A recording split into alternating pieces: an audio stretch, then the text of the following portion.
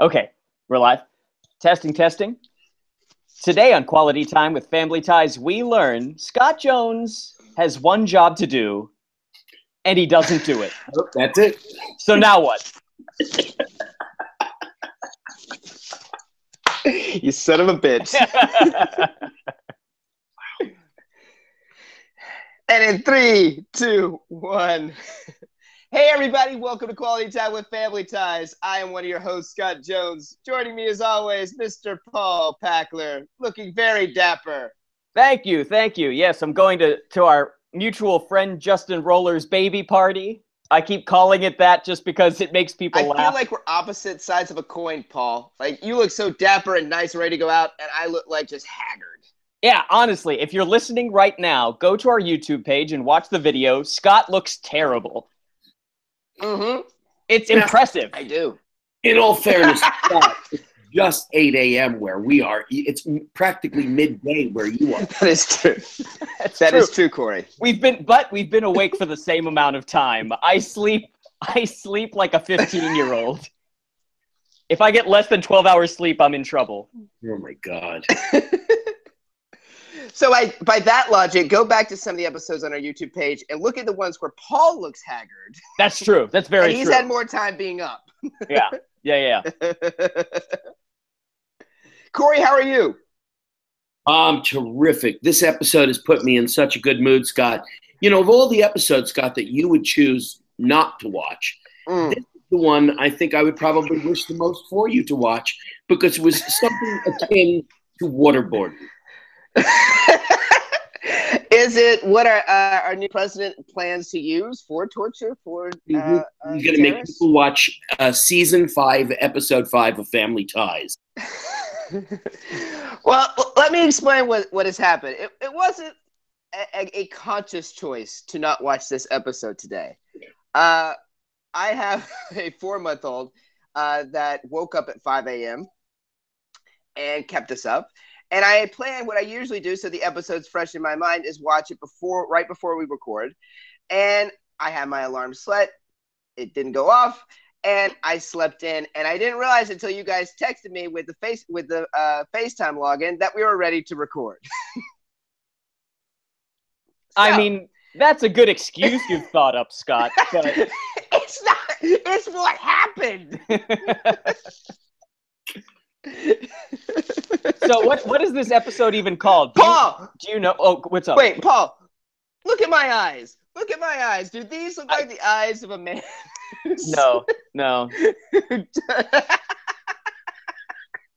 Right now, your eyes are being played in the TV movie by Stephen Bannon's face. Oh, shit. Is that bad? No, Jesus I'm Christ. kidding. All right, but you were saying. Would you know the name of the episode, Scott? No. No. I have B&B, Beauty and the Beast. What is it? Beauty and the Bank. Beauty and the Bank. Oh.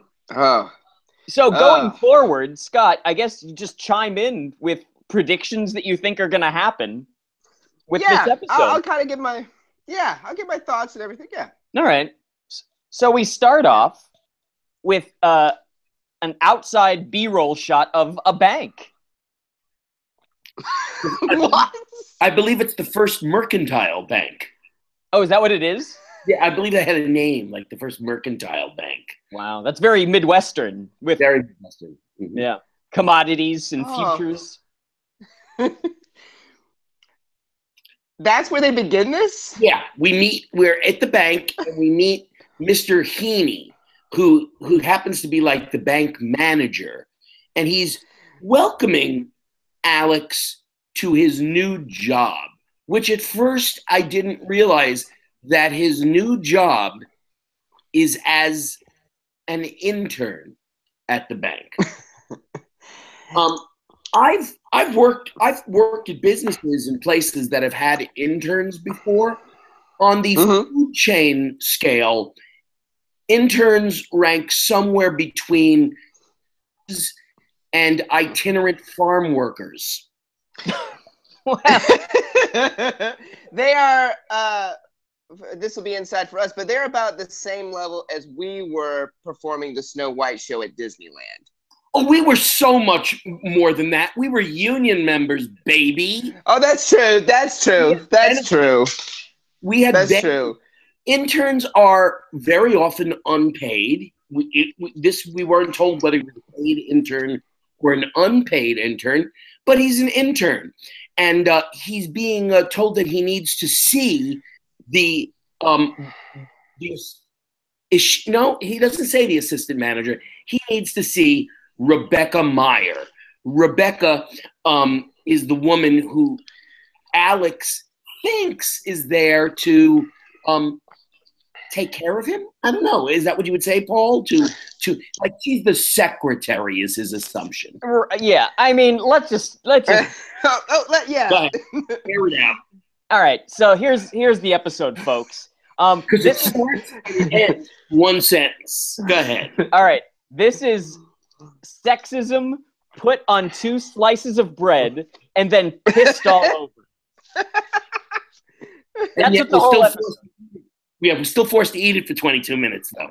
24. 24 minutes. Oh, my God. He starts with spouting off what the German exchange rate is. Now, the writer obviously thought that was incredibly insightful, that to show Alex's love for money, and that was the other theme that kept on coming up in this episode is, boy, does he love money. Mind you, this is episode 5 of the 5th season. If they haven't gotten that point across already, maybe they've been doing some. Let me just stop and say that, like, at this point in the show, Alex P. Keaton has become a parody of himself. This episode, absolutely. Yeah, that's the problem with this episode, is that it's garbage, and it's garbage in its execution, and it takes away all presuppositions of the character that we know. It totally cuts the legs out from any reality that we could have towards being empathetic towards Alex or even liking him. We've always been saying he's a sociopath, but he ranges in this episode out of sociopath into really someone with narcissistic personality syndrome, with somebody who's really, really screwed up. And what's even worse is for us to see this, and yet we know who his parents are. Yeah. Good. Good point, Corey. Behavior his whole life and get along with that mother and that father. I mean, we talked about this last week, that they are failures as parents, or at least Steven is, or whatever. And so ultimately in this episode, Alex is so, but like we saw him date Ellen. Right.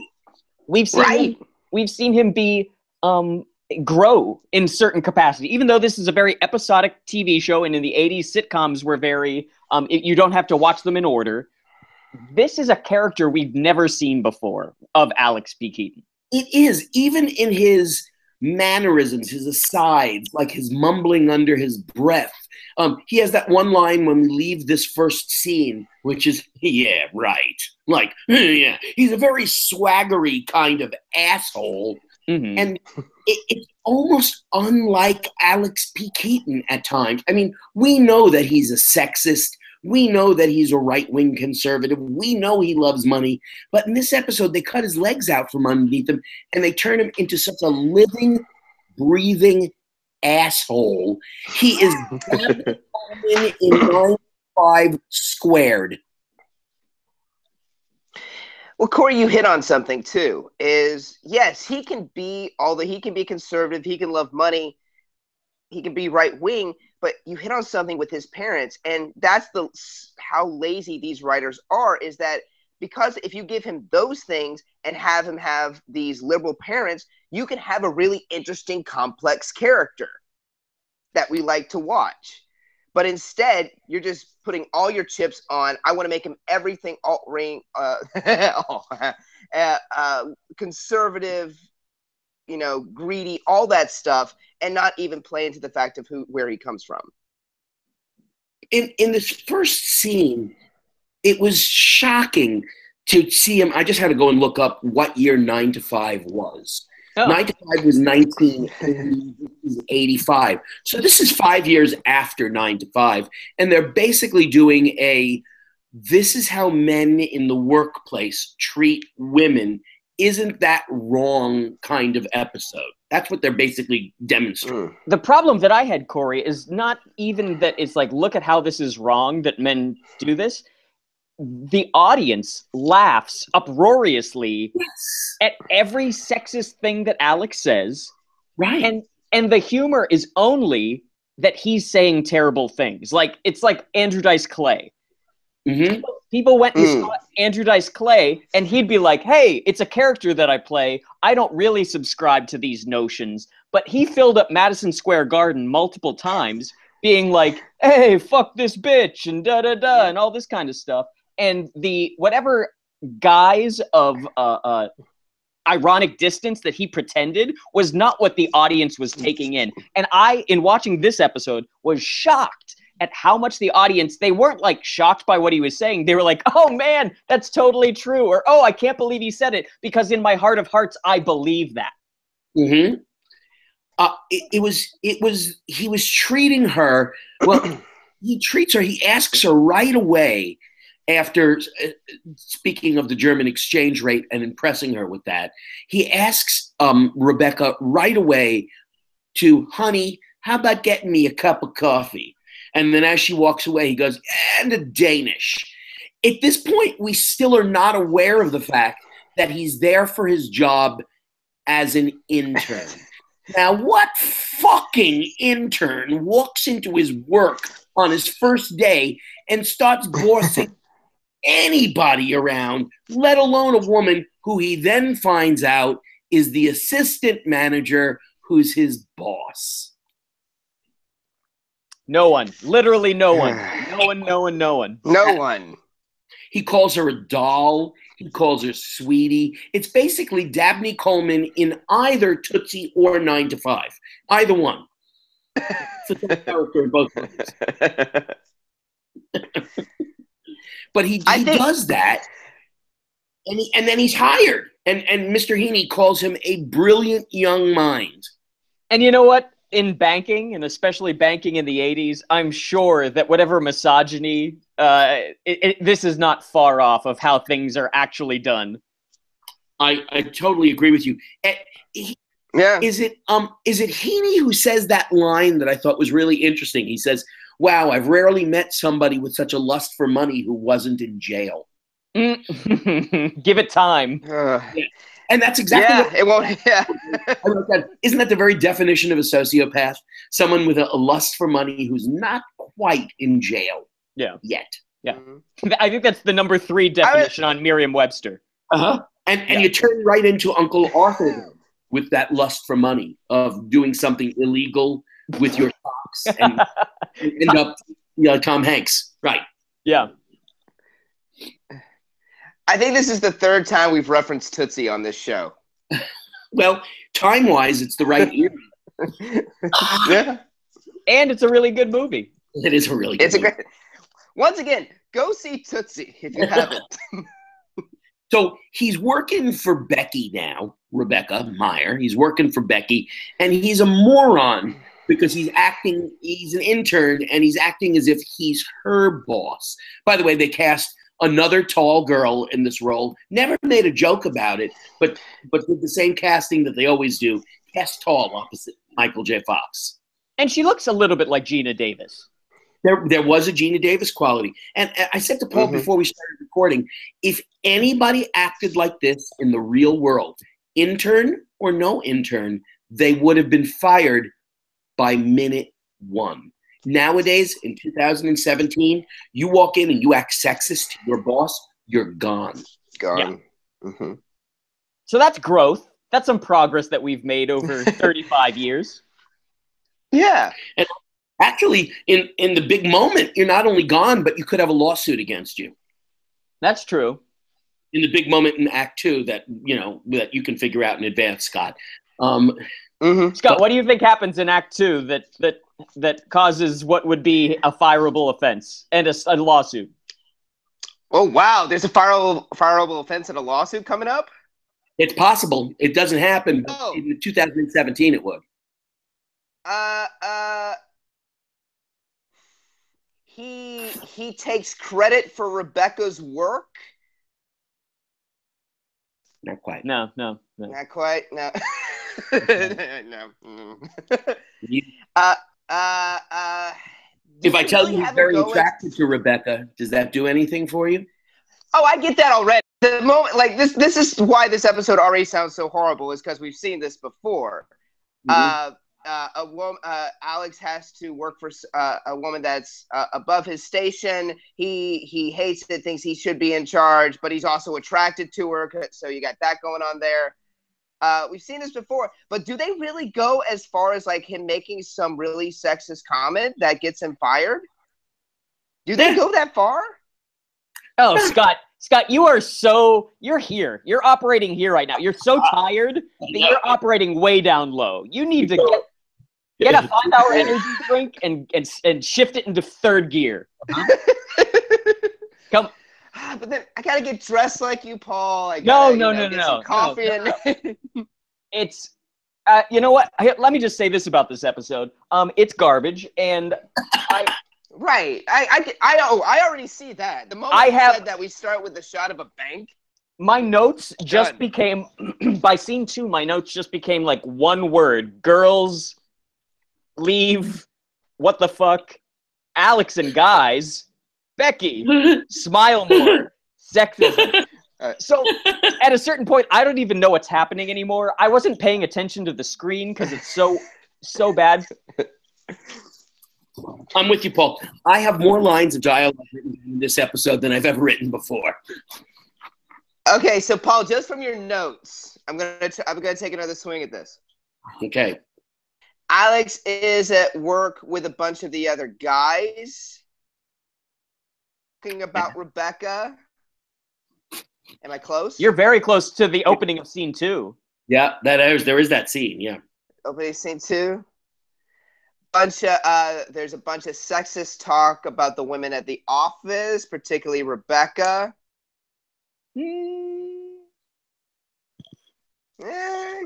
Well, let's keep going. Let's keep going. Well, after this first scene at the bank, Alex returns home, and in an inexplicable moment that convulses the audience beyond repair, he enters his home and he jumps into his father's arms and receives about 90 seconds of laughter on a physical bit that has nothing to do with anything that has happened before in the show or after in the show. Would that be accurate, Paul? I would say, ultimately, this moment is something that Michael J. Fox came up with because he was so annoyed with how boring and awful the script is.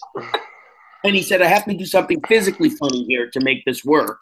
And he has this moment that really seems like it should come out of somewhere because the audience is almost needing medical attention. They're laughing so hard. And they laugh throughout the episode. Like, they should have taken all these people and shot them into space. Everyone in this audience are the worst humans in America. To laugh at this shows that they're horrible human beings.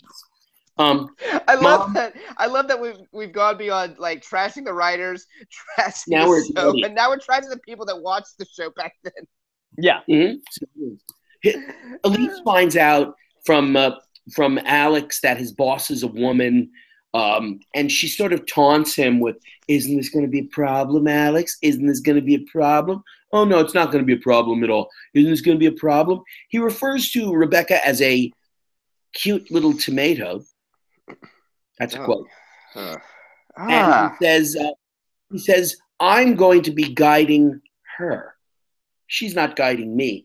I'm going to be guiding her. This is how every intern always enters the job market, by saying that they know more about the job than their boss, and I'm going to teach the boss how to do this the right way. Oh, wait. It's opposite day. That never happened. Yeah, Oh, that's right. that never happens. Can you picture that interview? It's like, yeah, it's gonna be really great working for you. There's so much I can show you. There's so much I can teach you. Please hire me because you're incompetent.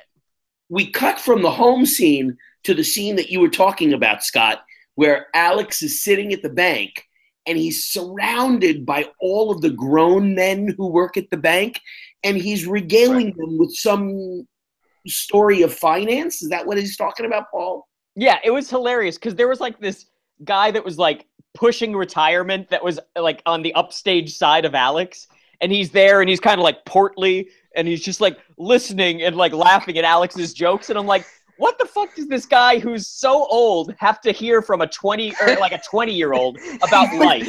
Yeah, and he's listening and nodding his head. Alex really has something to offer here. Yeah, he's like, I never thought about that during my 35 years in the workforce. And then Alex tells Rebecca comes in, and the whole male thing breaks up. And Alex tells Rebecca that she ought to smile more. Something every woman loves to hear. Yeah. From catcalling to what in here. You know what? Let me stop again. First, let me say this episode is garbage. And but the thing I want to say is, I loved and watched Mad Men. I was a huge fan of Mad Men. And one of the draws that a lot of people had was looking back in the most like progressive, backward looking and laughing at how people used to be way of the sexism or racism that was then as opposed to now. But the interesting thing about Mad Men is because it was created in the 2010s or like the late aughts or whatever, it still has, even though they're trying to push the envelope of what racism used to be or sexism used to be, they can't go too far because it's today. And so like in the 60s, people were really fucking sexist and really fucking racist in overt ways. Go back and watch things. But if you made a show about 1980s right now and stuff like that, you wouldn't even think that it was as sexist as this mainstream sitcom is. Right. That's true. Because think about, you know what comes to mind? That movie Working Girl. I think it came out around this time, and it was seen then as such a great kind of funny progressive movie because of Melanie Griffith fighting to have her place. I believe it was like a law agency. But if you watched it today, it was on I think it was on HBO not too long ago.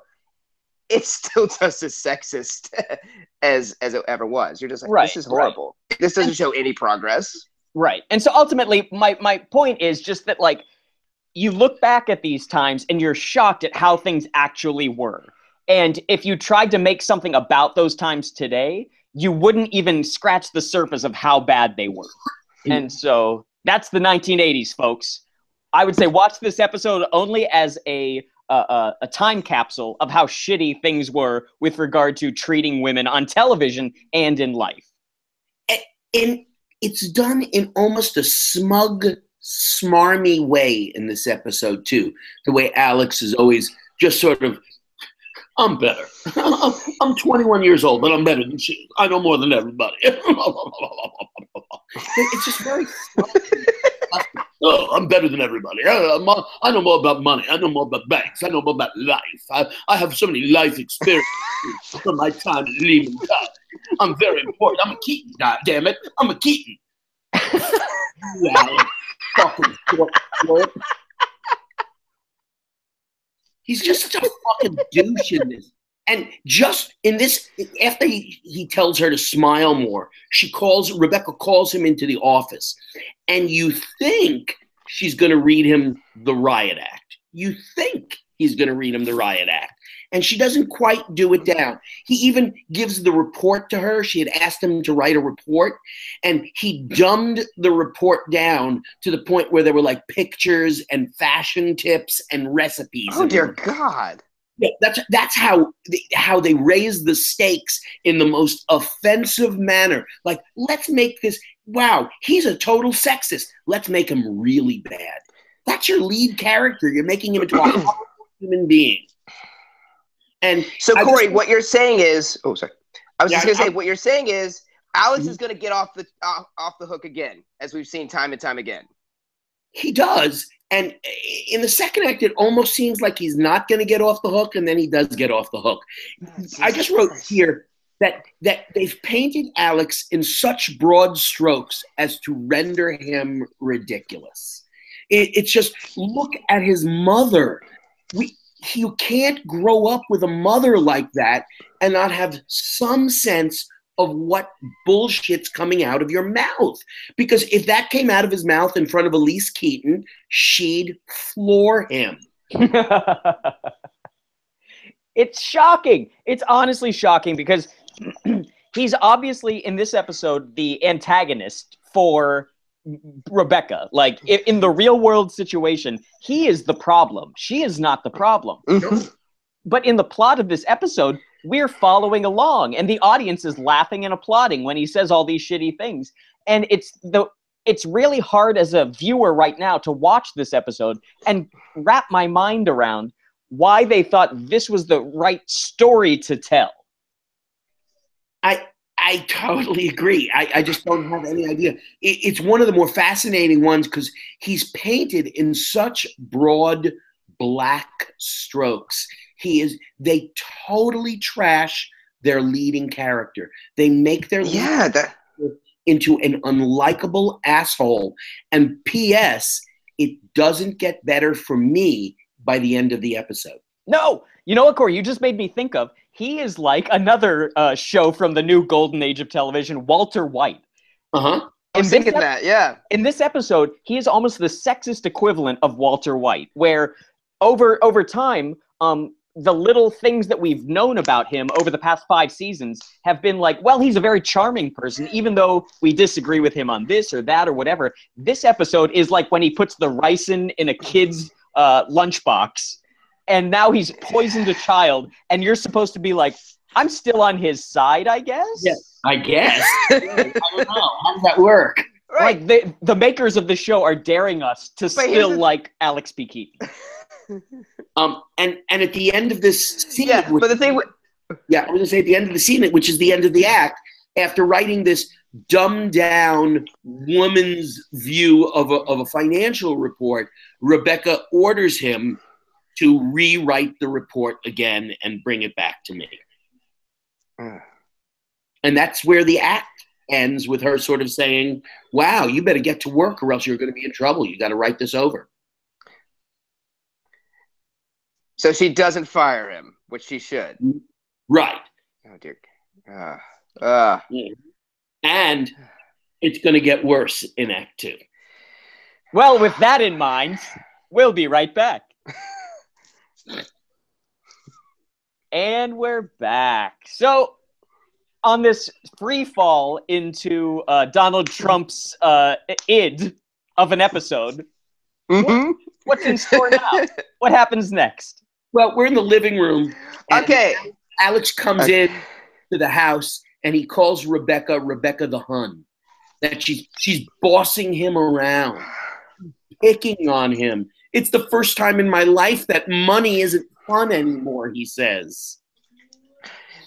You mean he's upset because he has to write a report that he wrote horribly, and his boss wants him to write it well? Right. And to make it up to her, he's bought her candy, flowers, and perfume. So he still doesn't get it. I mean, if you're an intern at a job, I'm sure with banking, it's not like they have interns necessarily. They have analysts that they bring in. And I mean, this is before you had like the Gramm-Leach-Bliley Act and all that kind of stuff, where it's like you had commercial banking and investment banking and they were separate from each other. And it looks like he's working in a commercial bank, like that you would walk into and deposit a check type thing. But I don't know what an intern would be doing at a bank, that they would need to be writing reports. Like, they would be collating printouts and they would be stapling things. I don't know what report he would be writing. He seems to be an executive intern. Yeah, an executive intern.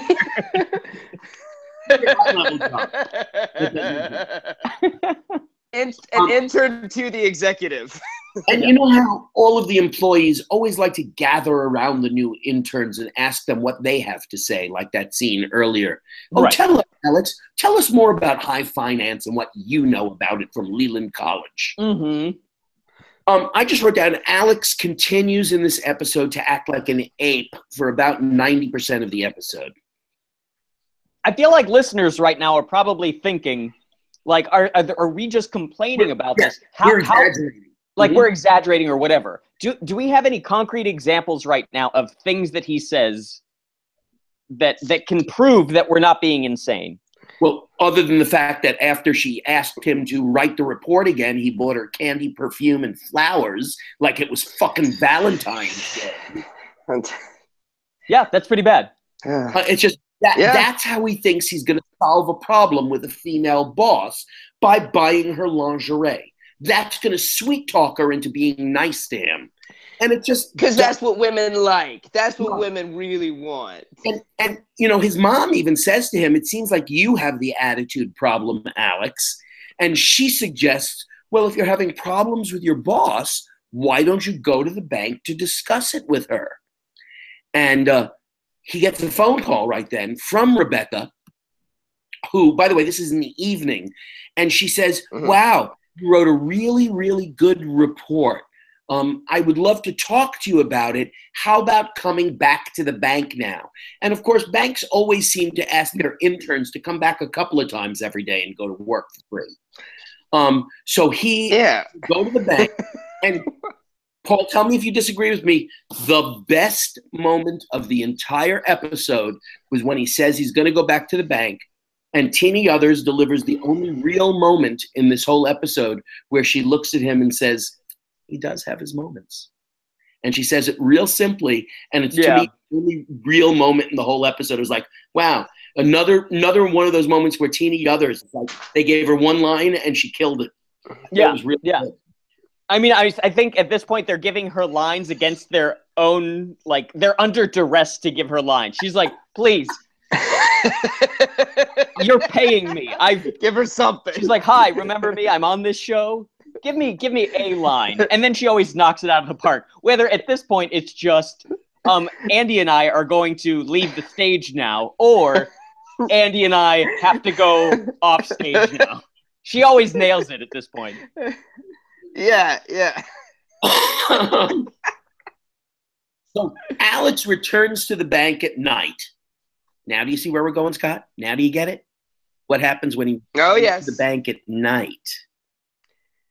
Oh, Rebecca's there. And? Slightly seductive. And? What does he do? Get a lawsuit or fired? Kisses her? Yes. Thank you. Yeah, so we start. Oh, God, this episode. Yeah, with her praising Alex's report. Oh, it's clean, it's concise, it's intelligent. This is a whole new beginning for us, Alex. This is a brand new beginning. And he apologizes to her, and he tells her that he wasn't respectful. Now, all of a sudden, this is when I start to go, how do they do this? How do they have one character say all this stuff, and then the same character apologize for saying all this stuff? Almost like the abusive husband. Hey, I'm sorry I hit you. I didn't mean to. It'll never happen again. Hey, I'm sorry I was sexist to you. It'll never happen again. Yeah, well, we know you, Alex. It's going to happen again, like before the end of the episode. Yeah. Well, you know what I would say, Corey, is that, the person in charge dictates on the way down how the rest of the group is run, whether it be a general, whether it be a president, whether it be a showrunner. And I think that Gary David Goldberg has the most Neanderthal way of problem solving in interpersonal relationships, that the fact that it's so ridiculous that someone does a shitty thing and then in the last 10 minutes apologizes and gets a carte blanche. Like they're like, you know what? The board is wiped clean. Everything is okay because you apologized. I think that in Gary David Goldberg's head, that's how he used to think all problems could and should be solved.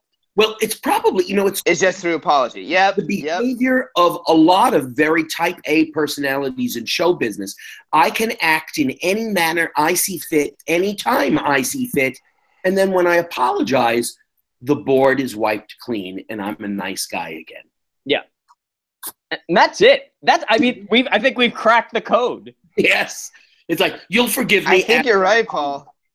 And all of the lowly people around him who depend upon their jobs for him all go, okay, that's the price I pay for this nice paying job that I've got. Yep. I have to take his bullshit and his apologies, and it'll happen again tomorrow. And if you operate with that in mind, your behavior is just going to become shittier and shittier. Absolutely. So he apologizes to her for not being respectful, and this is where she lets him off the hook. She accepts the apology right off the bat without him saying another thing. She just totally, okay, I accept your apology. They thank each other. She says, can you call me Rebecca? Oh, he says, oh, I don't know if I can. It would be so bold for me to call you by your first name. A second later, he's calling her Becky. I've never known, and she says to him in a moment where they bond, I've never known anyone who loves money as much as me. And you can see they're getting closer. And she goes to get some paperwork. And on her way out of the office, she touches him on his shoulder. So this launches Michael J. Fox into a monologue that he speaks to himself, a soliloquy that begins with the word. Oh, dear God. Yeah, a soliloquy that begins with, this is how it begins. This is great. She's great. I'm great. We're great together. And it goes into a whole conversation about how great this moment is. And that he's talking himself into the fact, she wants you, buddy. She wants you. You can tell. You know it. He wants it. And then she comes back in with the paperwork, and he grabs the chair and he puts it right next to her, and they're looking at the paperwork together, and there's a weird, uncomfortable moment, and he lays a big fucking kiss on her, his boss, at work, at night, when they're alone. The dumbest thing any male or female could ever do. I have to, Corey, I applaud you and your efforts in recounting exactly how things transpired, and that you transcribed all of the lines of dialogue of his monologue before the kiss and all that stuff. My question is, do you think that there has to be something cognitively wrong with you to find this entertaining in any capacity? Like the train of thought from her saying, I'm sorry, him saying, I'm sorry, her touching his shoulder, and then going out, and then he starts this monologue that's insane. And then if you're sitting there as an audience member enjoying it, the sort of like causal relationship of things in your brain as you're enjoying this episode, I think there might be something wrong with you. Everyone listening, Corey just got up and left because he was laughing, I think. There has to be something cognitively wrong with you to find this amusing. Yeah. You guys are breaking up. Because it doesn't make any sense. It's like cartoon logic. It's like Ionesco logic. I'm telling you, we've seen some bad episodes of this show. And this one, I'm so sorry. I don't understand it. Nothing. And then after, he sort of kind of blames her for the whole thing too. It turns into almost like a bad rape scene where it's like, it was your fault. You started it. Oh dear God. Yeah, it's bad. He turns it on. Like it was the way you were dressed. He doesn't quite say that, but he might as well say, I kissed you because you were sexy. It's your fault, not mine. Right. And that's the scene. The scene sort of ends at a really uncomfortable kind of thing. And now we go back to the house for the same scene we've closed with for the last maybe 6 or 8 episodes, where Alex fucks something up, or whoever the lead character is fucks something up. And now that person, somehow or another, everybody must know where the Keatons live. They must have a neon sign in front of the house that said the Keatons. House in the Rebecca middle. comes over. Yeah. I don't know. I guess she went into the personnel files and found out the Keaton's address. But not only does Becky come over, but nobody goes through the front door. Did she show up? No. This was the kitchen scene. She shows up in the kitchen door again. Yeah. or Skippy's door, as we often call it. Skippy's door. So she comes to Skippy's door, and of course, oh, by the way, they had to shove Brian Bonsall in at the beginning of the scene just to prove that he wasn't being held captive this week. And comes in a useless moment that doesn't progress the plot, doesn't progress the character, and is something that they had to give him pieces of kibble all week long so that he would actually perform like the trained monkey that he is. It's like Mr. Ed. They put a carrot in his mouth, he chews, and then they just do ADR. Mm-hmm. Yeah. For some reason, Steven was making cocoa for him.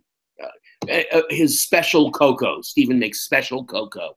And then Alex launches into, and here's where I stopped taking notes. I just wrote Alex's Neanderthal speech. So he has a long-ass speech about how women suck and men are better and we're meant to be bosses and they're meant to be subservient and men shouldn't have to work for women, and that's about all I got out of it. Yeah. And that men shouldn't work with women because they're going to want to fuck them so much that they can't even think around them. Mm-hmm. It's unfair that women were given vaginas, and that's all I can think about. So that's their fault that they have a vagina, not my fault for being able to control my brain. Exactly. And if you want to see that sort of thinking in action, look at our president or the Republican senators or congressmen who argued that women couldn't be in the military, that they because men would just try to have sex with them constantly. Absolutely. So when you see these politicians say these horrific things, misogynist things, imagine putting that into a 24-minute episode that we're going to analyze. I would also add to that the working situation at Fox News too. Yeah. Paul. Oh yeah. Oh my God. Don't even start there. That's Jesus Christ. So yeah, imagine hanging out with Mike Huckabee for half an hour. Did Roger Ailes contribute to this episode? He wrote the script. He wrote the story. With the story credit. He wrote the monologue that Alex has at the end. Yeah. In between jobs for sexual harassment, he penned an episode and submitted it to. The moment, his first sexual complaint, that's when he started launching into this monologue and gave David Goldberg. Oh. I have never been so happy to have a baby to deprive me of sleep. It's a problematic episode. It wasn't good ever. Yeah. It really makes me upset because there was not one good thing about this episode, and watching the whole thing through was torture. And the fact that the audience loved it and ate it up is really demoralizing to me as a person. So that ends Paul's New Year's resolution of finding something good in every episode of Family Ties. Oh, no. This is season 5. This is a great episode.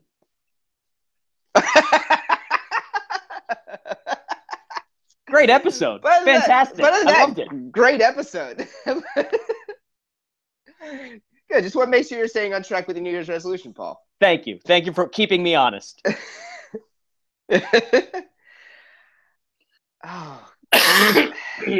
There's just, and I promise you, and you guys can quiz me next episode, I will watch this in solidarity. From everything you have said, not only the topic being handled horribly, just so many tropes that we've seen a billion times before. It's almost like, hey, we'll just have this take place at a bank, and that'll be a little bit different, and then we'll just have Alex do something shitty, he'll apologize because he's charming, which we're not going to make him that charming this episode, and everything will work out in the end. Though we'll have the kind of the same romantic stuff dynamic, he'll get really excited about a girl he's attracted to. Well, everything we've seen before. I don't even want to waste time belaboring this episode, but guys, they make a passing comment that he has class in the morning. If I could scream into the past, if there were a wormhole on the other side of this computer that I could shout into 1986, I would say, "Hey, idiots, he's in college. Write episodes about being in fucking college." Yes.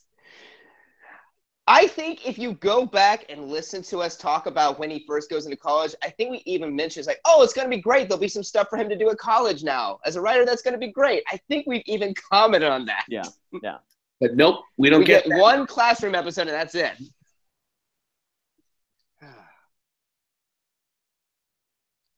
Oh, guys. Scott, I have to pee. Let's wrap this up. Okay. I have to pee. Let's wrap this up. Yeah, let's wrap this up. I'll do it really quick, Paul. All right. Thank you for watching our show. That about wraps it up for us today. Be sure to check out our show on iTunes. You can also follow us Twitter at Qtwft. You can follow each of us on Twitter. I'm at Follow Jones. I'm at Paul Packler. I'm at Corpep. And be sure to like our Facebook page. We'd like to thank our host and producer, Barbara Dillon at Fanbase Press. Fanbase Press is an online conglomerate in geek media supporting creative artists with interviews and podcasts that span the geek pop culture spectrum. We also like to thank Perry Adams, who beautifully performs the theme song Without Us. Be sure to check out Perry's music at perryadams.com. We also like to thank Brian Dillon. Brian is our editor and also artist. He is the president of Fanbase Press. Be sure to check him out at Comic Book Slayer on Twitter. And lastly, Sean Foster, a Fanbase Press graphic designer, for designing our logo. Thank you, everybody, and we will see you next week. Bye.